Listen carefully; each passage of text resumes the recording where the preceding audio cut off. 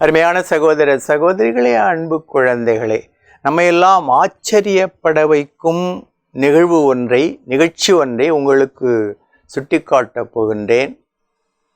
இது பஞ்சாப் மாநிலத்தில் நடந்த ஒரு உண்மை சம்பவம். ஒரு ஊரிலே மனிதர் ஒருவர் வாழ்ந்து வந்தார். அவர் ஒரு நாயை வளர்த்தார். அழகான அற்புதமான நாய். அந்த நாய்க்கு 2 அற்புதமான சூப்பர் குட்டிகள். அந்த நாயும் குட்டிகளும் ஒரு நாள் பாழடைந்த கிணற்றின் பக்கத்திலே விளையாடி கொண்டிருந்தன. திடீரென அந்த 2 குட்டிகளும் அந்த கிணற்றுக்குள் விழுந்து விட்டன. அந்த கிணற்றின் அடிப்பகுதி பாதி பகுதியில் மணல் கிடந்தது, மற்றொரு பகுதியில் பாதாளம். அந்த பள்ளம் நிறைய தண்ணீர். கொஞ்சம் நகர்ந்தால் அந்த குட்டிகள் 2ம் அந்த பள்ளத்திற்குள் தண்ணீருக்குள் விழுந்து மூழ்கிவிடும். இந்த நாய் மேலே நின்று கொண்டு தாய் நாய் கத்தியது. எவ்வளவு குறைக்க முடியுமோ அவ்வளவு குறைத்தது. பலத்தையெல்லாம் கூட்டி குறைத்தது, தன்னுடைய எஜமானை அழைப்பதற்காக. எப்படியோ இந்த நாயின் சத்தம் எஜமானின் காதில் விழுந்து விட்டது. அவர் ஓடி வந்தார். உள்ளே பார்த்தார்.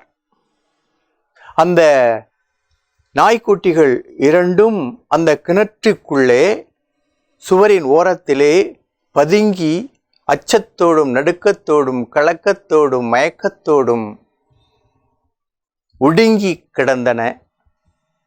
அந்த குட்டிகளுக்கு முன்னே ஒரு ராஜநாகம், கருநாகம் படம் எடுத்து நின்றது.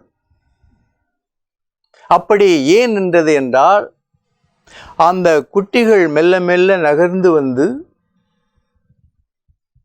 அந்த பள்ளத்துக்குள் விழுந்துவிடக் கூடாது என்பதற்காக, பாதுகாப்பு அளிப்பதற்காக அந்த பாம்பு படம் எடுத்து பாதுகாப்பாக நின்று கொண்டிருந்தது.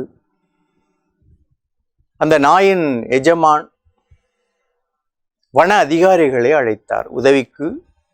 அவர்கள் கிணற்றுக்குள் இறங்கினார்கள். பாம்பு மறைந்து விட்டது. அந்த குட்டிகளை தூக்கி வந்து அந்த நாயிடம் ஒப்படைத்தார்கள். அது எல்லையில்லா பெரும் மகிழ்ச்சி அடைந்தது. அந்த பாம்பையும் பிடித்தார்கள்.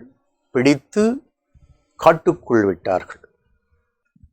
அன்புமிக்க சகோதர சகோதரிகளே, அன்பு குழந்தைகளே, ஆறறிவு இல்லாத ஒரு கருநாகத்தின் நஞ்சு படைத்த பாம்பின் மனதுக்குள் அவ்வளவு இரக்கம், கடவுளால் வைக்கப்பட்ட இரக்கம்.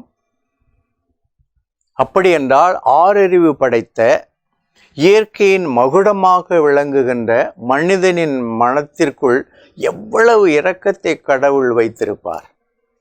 சற்று சிந்தித்து பார்க்க வேண்டும். அந்த இரக்கத்தை பயன்படுத்தி ஏழை குழந்தைகளுக்கும் கைவிடப்பட்ட குழந்தைகளுக்கும் நாம் நம்மால் முடிந்த பாதுகாப்பை அளிப்போம்.